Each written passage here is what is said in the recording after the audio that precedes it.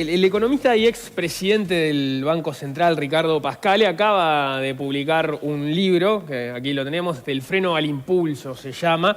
Es una propuesta para el Uruguay del futuro. Allí plantea que el PBI per cápita de nuestro país se ha separado del de otros, con los que hace hasta pocas décadas estaba más o menos empatado. El caso que suele citarse allí es el de Nueva Zelanda, por ejemplo.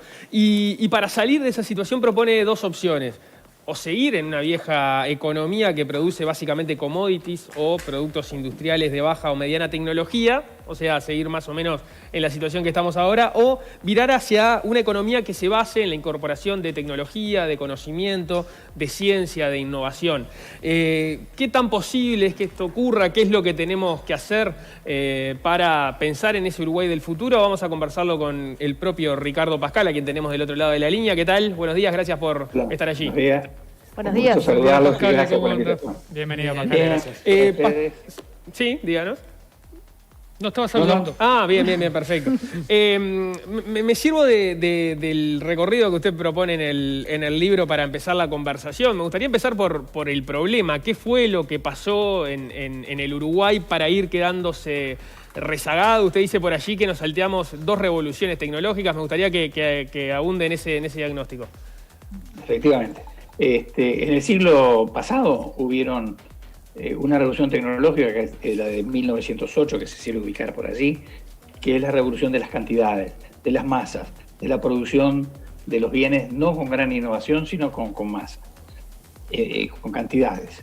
Esa revolución se llama la revolución de Henry Ford, cuando hizo el modelo T de su auto.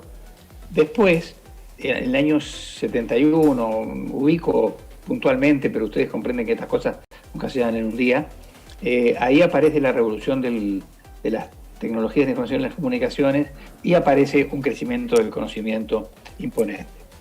Ese conocimiento del conocimiento ha venido influyendo enormemente en la incorporación del mismo a la generación de más valor agregado en los bienes y servicios y producir muchos bienes y servicios mucho más novedosos, para ponerlo bien sencillo en una palabra que tengamos claro, mucho más innovadores, es decir, entendiendo por innovación la explotación exitosa de una nueva idea. No alcanza con la nueva idea, sino que alcanza que lo que debe es esa nueva idea ubicarse y ser recibida por los mercados o por los usuarios. Y la última revolución es la que se llama Revolución 4.0, que ya viene desde hace unos 20 años o más, es donde ustedes podrán ver unas innovaciones muy disruptivas y que se van dando con una velocidad enorme, como son la inteligencia artificial, la robótica, el Internet de las cosas, la impresión 3D, la genómica avanzada, que la estamos viendo aplicar en este momento las vacunas que desarrollaron Pfizer, BioNTech y Moderna. Allí está claro la aplicación de estas tecnologías. De manera que hubo dos revoluciones en el siglo pasado y otra ya terminando el siglo pasado y entrando este siglo, o sea, la tercera y la cuarta. Esas dos revoluciones nosotros las hemos tomado como, no hemos incorporado el conocimiento, la ciencia y la tecnología en las cantidades suficientes. Quiero aclarar de que esto, hay sectores que siempre escapan a esta tendencia y que son bien remarcables, ¿no es cierto?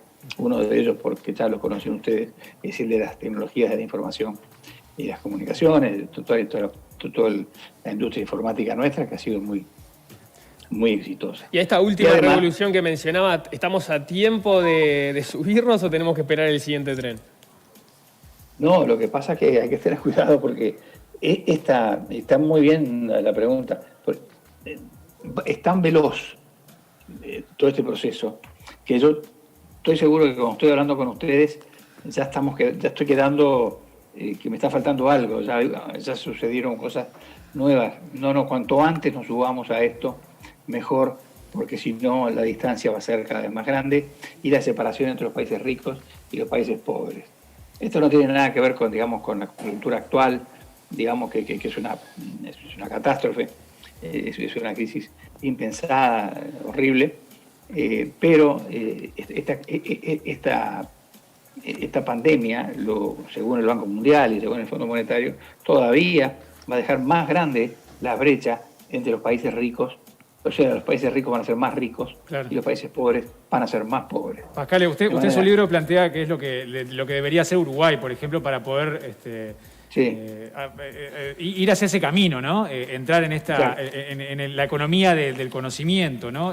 ¿Cuáles son las medidas que con urgencia, o las decisiones que con urgencia habría que tomar?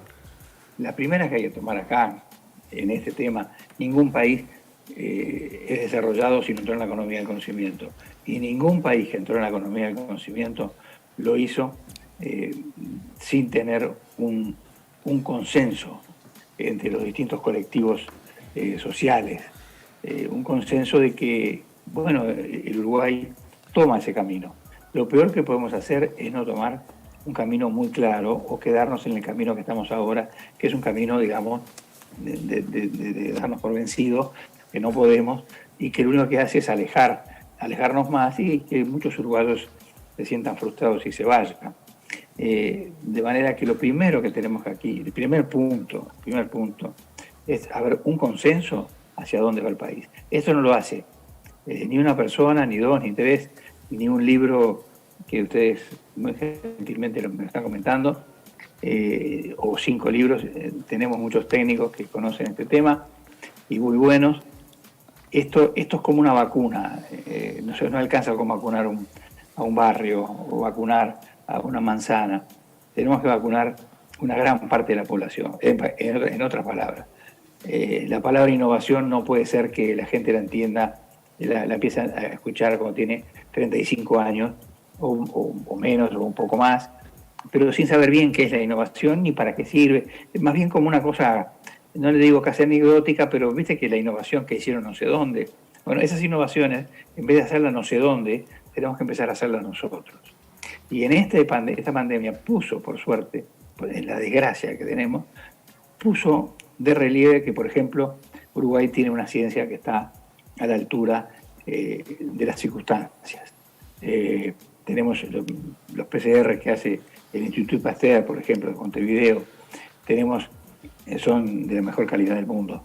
Tenemos, por ejemplo, la institución del GACH, digamos, institución en el sentido de, sí, institución desde el punto de vista sociológico, y que, digamos, ha sido fundamental para tener las autoridades, las opiniones más recibidas en estos temas.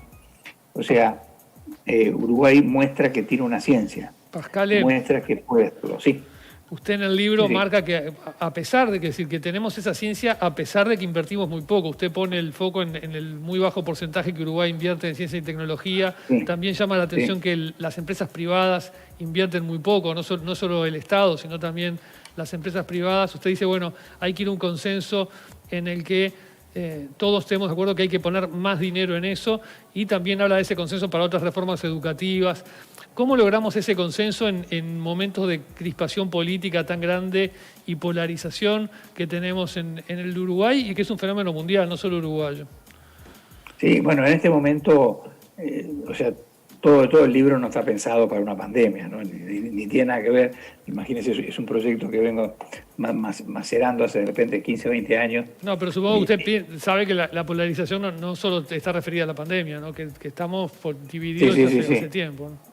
Sí, yo, la verdad, mi experiencia cuando tuve el honor de ser un servidor público en el Banco Central, no tuve esa experiencia, tuve una experiencia fantástica, una experiencia de la cual tanto el doctor Sanguinetti, que era el presidente, como el señor el general Liber Sereñi, que era el líder del Frente Amplio, como Wilson Ferreira Aldunate, que era el líder del Partido Nacional, nos apoyaron en todo momento. O sea, teníamos una conexión muy grande. Y en realidad lo que nosotros hicimos sacar el país en aquel momento, que parecía casi imposible, y todos los técnicos decían que era imposible, hasta los amigos nos decían, ¿cómo te vas a meter en esto que no se puede salir? En fin, nos metimos en eso porque había que dar una mano como la daríamos siempre que la tuvimos que dar. pero en realidad no tenemos que confundirnos. En realidad se pudo llegar a hacer todo eso porque hubo un gran consenso en los liderazgos. Cuando ese consenso en los liderazgos empezó a permear en la sociedad, lo ubicamos, yo lo ubico entre el año y medio de estar en el gobierno, ahí la gente empezó a creer más en nosotros, empezó a creer más en el sistema, y bueno, y pudimos salir. Yo soy muy optimista de esto, porque no es que lo he leído o lo he sentido, lo he vivido, ¿no? Lo he vivido en momentos muy difíciles del país, ¿no es cierto? ¿Cree que los líderes actuales deberían ir hacia ese tipo de acuerdos? Sí, yo creo que es un tema de los líderes, pero yo lo haría más amplio, ¿no es cierto? Está excelente la pregunta, pero digamos, los liderazgos de todos los colectivos que están involucrados en esto. No solamente los liderazgos políticos, que son muy importantes, pues, obviamente, pero los liderazgos también empresariales, sindicales, en fin, de distintos colectivos que integran el país. No alcanza con que los líderes políticos quieran hacer una cosa. Es muy importante, decisivo, pero también es decisivo que los demás entiendan el problema y estén de acuerdo. Esto es un tema, vamos para entendernos bien. Los uruguayos tenemos que decidir para dónde queremos ir mirando 20, 30 años para adelante. Bien. Todos ustedes, o en fin, los que hemos tenido la suerte. ¿Sí? Perdón. No, termine la idea, por favor. No. Que los países de Asia, por ejemplo, miran el futuro. Estos países de América Latina, y el nuestro entre otros, la tiranía del corto plazo nos hace pensar en el futuro. El futuro no está en la agenda política, y no está en la agenda de los colectivos, no está en la agenda. Nadie habla dentro de 20 años, pero nadie habla, pueden hablar medio conceptualmente o abstractamente, pero a mí me gusta hablar con mucha teoría, pero después ir al grano, concretame. ¿Y esto cómo se hace? Bien. ¿Cómo realmente yo llego a esto, no es cierto? Bien, queda planteada entonces esa invitación a pensar en el Uruguay del futuro. Muchísimas gracias por estos minutos y felicitaciones por el libro. Muchas gracias a ustedes por la invitación, muy atento. Gracias, Pascal. Gracias. Que pase muy bien. Buen día. Del freno al impulso.